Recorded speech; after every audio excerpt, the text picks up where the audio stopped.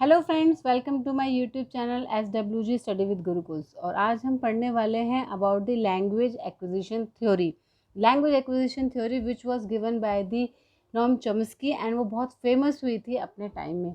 तो फ्रेंड्स, क्या थी ये थ्योरी? जैसे कि मैंने लास्ट वीडियो में भी बताया था कि चॉम्स्की का मानना था कि जो लैंग्वेज डेवलपमेंट है वो इनेट प्रोसेस है, मतलब वो हेरिडिटरी प्रोसेस है। हमारे ब्रेन में ऑलरेडी इसके लिए कोडिंग रहती है, कोड्स रहते हैं और एक वायरिंग रहती है जिससे कि हम लैंग्वेज डेवलपमेंट कर पाते हैं। तो उनका आइडिया था और उनका मानना था कि all languages contain the similar structure and rules, जिसको कि उन्होंने एक यूनिवर्सल ग्रामर बोला। उन्होंने बोला चाहे कोई भी लैंग्वेज हो, चाहे इंग्लिश हो, चाहे हिंदी हो, चाहे मलयालम हो, स्पेनिश हो, कोई भी हो, उन सब में एक यूनिवर्सल ग्रामर होती है, एक सिमिलर स्ट्रक्चर होता है। एंड इस फैक्ट की वजह से children everywhere acquire language the same way without any effort. तो हर बच्चा, चाहे वो एशिया का हो, अफ्रीका का हो, अमेरिका का हो, सेम तरीके से लैंग्वेज सीखता है। And that indicate we are born with wired basics already present in our brain. मतलब जो बेसिक जो कंसेप्ट चाहिए होते हैं लैंग्वेज डेवलपमेंट के लिए, वो हमारे ब्रेन में ऑलरेडी वायर्ड रहते हैं। इसका मतलब समझ लीजिए कोडेड रहते हैं, कोड्स ऑलरेडी रहते हैं। तो उनका मानना था children are born with the innate ability to learn the language, मतलब ये उनकी इन्नेट है, हेरिडिटरी है। एंड उनका एक बहुत की प्रिंसिपल था जो कि Chomsky model of language acquisition में उन्होंने समझाया था। वो कहते हैं कि everyone is born with the capacity to develop and learn any language. उनका कहना था कि बच्चा जब पैदा होता है वो कोई भी लैंग्वेज सीखने के लिए, डेवलप करने के लिए सक्षम होता है। सो क्या होता है ये LAD, लैंग्वेज एक्विजिशन डिवाइस? होता क्या है ये? सो लैंग्वेज एक्विजिशन डिवाइस है ये, क्या एक हाइपोथेटिकल टूल है। मतलब जो उनका मानना था कि एक ऐसा हाइपोथेटिकल टूल हमारे ब्रेन में रहता है जो कि बच्चों को हेल्प करता है to quickly learn and understand the language. And जितनी रैपिड स्पीड से हम कोई लैंग्वेज समझ पाते हैं, बोल पाते हैं, अंडरस्टैंड कर पाते हैं, वो किसकी वजह से होता है? LAD की वजह से। That is a language acquisition device in which children seem to learn the language and its uses. तो LAD later evolved into the Chomsky greater theory of universal grammar, जिसको कि फिर उन्होंने यूनिवर्सल ग्रामर का नाम दे दिया। सो उन्होंने एक बेसिक स्ट्रक्चर डिफाइन किया। चॉम्स्की ने कैसे डिफाइन किया? उन्होंने दो तरीके से डिवाइड किया। उन्होंने टू टाइप्स डिफ्रेंशिएट कर दिया। एक उन्होंने बोला डीप स्ट्रक्चर एंड एक बोला उन्होंने सरफेस, जो कि आप देख सकते हो। द डीप स्ट्रक्चर ये है फर्स्ट वन।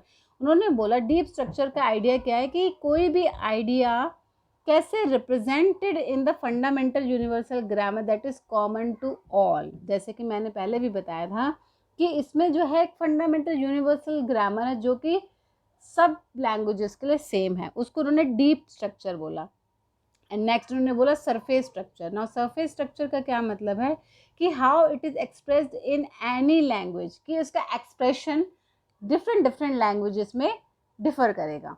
जैसे कि एक एग्जांपल से बताती हूँ कि जब, जैसे कि मैं, आप मुझे सुन रहे हो, तो जो मैं अभी बोल रही हूँ, अगर आप एंड ऑफ द वीडियो मुझसे पूछोगे तो मैं उसका डीप स्ट्रक्चर बता पाऊंगी, कुछ जिस्ट बता पाऊंगी, बट एग्जैक्टली जो मैं बोल रही हूँ वो मैं सब कुछ रिकॉल नहीं कर पाऊंगी। उसको बोलते हैं surface structure. You can not reproduce the same exact word that instructor use to communicate the ideas. वो एक सरफेस स्ट्रक्चर बोला जाता है। डीप स्ट्रक्चर में सिर्फ एक जिस्ट जो होता है उसका एक डीप मीनिंग, उसका सिमेंटिक मीनिंग, उसको बोलते हैं डीप स्ट्रक्चर।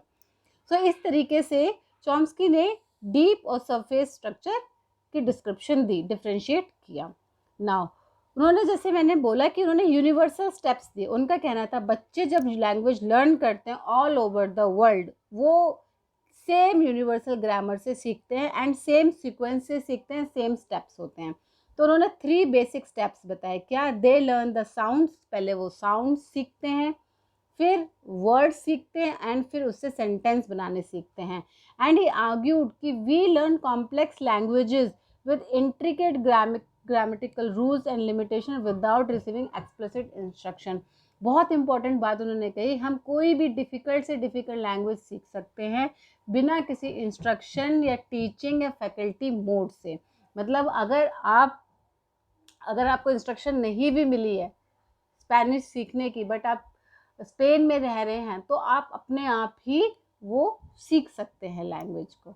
और ये होता भी है कि धीरे धीरे, जैसे कोई भी नॉर्थ इंडियन साउथ में चला जाता है, शुरू में तो साउथ की लैंग्वेज समझने में बहुत डिफ़िकल्टी होती है, बट जैसे जैसे आप वहाँ रहते हैं और आपको धीरे धीरे लैंग्वेज समझ में आती है, and down the line 4-5 years बाद आप बहुत फ्लुएंट मलयालम बोलने लग जाते हैं। ये कुछ यूनिवर्सल स्टेप है जो उन्होंने बोले कि वो ऑल ओवर द वर्ल्ड सब बच्चे फॉलो करते हैं, चाहे वो एशिया का हो, चाहे वो अमेरिका का हो, चाहे वो अफ्रीका का हो। ये एक यूनिवर्सल प्रोसेस कैसे बन जाता है, जब बच्चे, या आप कह लें कि we perceive and produce the speech sounds.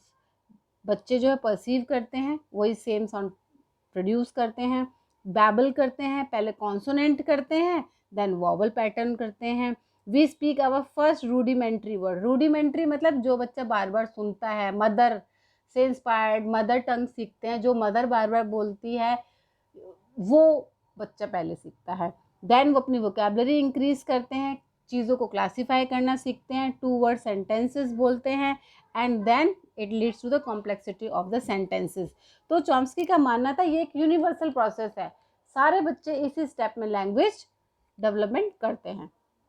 Now friends, ये जो ब्रेन है, जो हमने एलईडी बोला था अभी, लैंग्वेज एक्विजिशन डिवाइस, तो उसको समझने के लिए देख लेते हैं कि देखो थोड़ा सा ब्रेन की एनाटॉमी समझ लेते हैं कि ये जो पोर्शन है मोटर कॉर्टेक्स बोला गया, this is the Wernicke's area, this is the auditory cortex and this is the Broca area. ना ये मैं आपको क्यों बता रही हूँ, इसलिए बता रही हूँ कि there are brain areas of language, जिसमें कि बोला गया है कि 90% of the people who are right handed, उनका जो लैंग्वेज स्टोर्ड और कंट्रोल होते हैं वो होते हैं left cerebral of cortex. And जो लेफ्ट हैंडर्स होते हैं, जिसको आप लेफ्टी कहते हो, उनके लिए पैटर्न रिवर्स हो जाता है। रिवर्स मतलब लेफ्ट लोगों की जो कम्युनिकेशन और लैंग्वेज स्टोर होती है वो होती है राइट में, और राइट वालों की होती है लेफ्ट में। एंड ये कैसे पता चला है?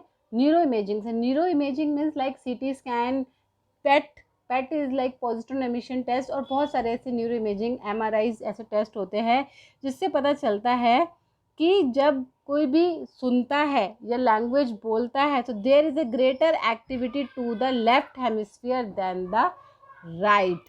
तो लेफ्ट हेमिस्फीयर जो है मोर और लेस लैंग्वेज डेवलपमेंट को ज़्यादा कंट्रोल करता है। तो लेफ्ट हेमिस्फीयर में ही हमारा जो है ये आता है Broca area and the Wernicke's area. तो ब्रोका एरिया कहाँ होता है, जो कि मैंने अभी डायग्राम में भी आपको दिखाया था। Broca area is an area in front of the left hemisphere near the motor cortex and it is responsible for the language production. यहाँ पे सबसे ध्यान देने वाली बात यह है कि जो ब्रोका एरिया है वो जो है लेफ्ट हेमिस्फीयर में है एंड वो लैंग्वेज प्रोडक्शन के लिए इम्पॉर्टेंट है। तो जिसको हेड इंजरी हो जाती है लेफ्ट हेमिस्फीयर में, तो देखा गया उनकी लैंग्वेज नहीं बोल पाते हैं, वो उनकी लैंग्वेज खो जाती है, या ऐसे समझ लीजिए। तो ये कब Paul Broca, he was the French physician जिन्होंने इस जगह को लोकलाइज किया था in 1860, who studied the various patients जिनको कि लीजन्स थे to the various part of, lesions मतलब चोट लगी थी या इंजरी थी to the various part of the brain. तो उन्होंने स्टडी किए बहुत सारे पेशेंट्स को and they came to the conclusion that जिन लोगों को लेफ्ट हेमिस्फीयर में ज़्यादा चोट लगी थी या चोट लगी थी जो ब्रोका एरिया में, उनकी लैंग्वेज प्रोडक्शन जो है डिटोरिएट हुई थी। So the another area is the Wernicke's area. Wernicke's area क्या है? एक ऐसा एरिया है ब्रेन का which is next to the auditory cortex and it is responsible to the language comprehension. Comprehension मतलब समझने में, जो हम लैंग्वेज जो लिखित होता है, जो हम बोलते हैं कंटेंट, तो जिन लोगों को वर्निक्स एरिया में चोट लगती है उनको समझने में, अंडरस्टैंडिंग में प्रॉब्लम आती है। तो ये जो है वर्निक्स एरिया में आता है। सो these were the areas of the language। तो friend, this was about the Chomsky theory, जो कि अपने टाइम में बहुत रेवोल्यूशनरी थ्योरी रही, अभी भी इस पर रिसर्च चल रही हैं। एंड बट लेटर ऑन यही माना गया है कि लैंग्वेज डेवलपमेंट में हमारी जो हेरिडिटरी है वो भी इम्पॉर्टेंट है, हमारा जो सोशल इंटरेक्शन है वो भी ज़रूरी है। तो friend this was about the Chomsky language acquisition theory. I hope आपको क्लियर हुई होगी। और फ्रेंड्स अगर आपको मेरी वीडियोस अच्छी लगती हैं, वर्थफुल लगती हैं, तो प्लीज़ शेयर एंड सब्सक्राइब करना ना भूलिए एंड मुझे कमेंट ड्रॉप करना ना भूलिए। And because I also need motivation to keep making such videos, तो प्लीज़ मुझे मोटिवेट करते रहिए। Thank you.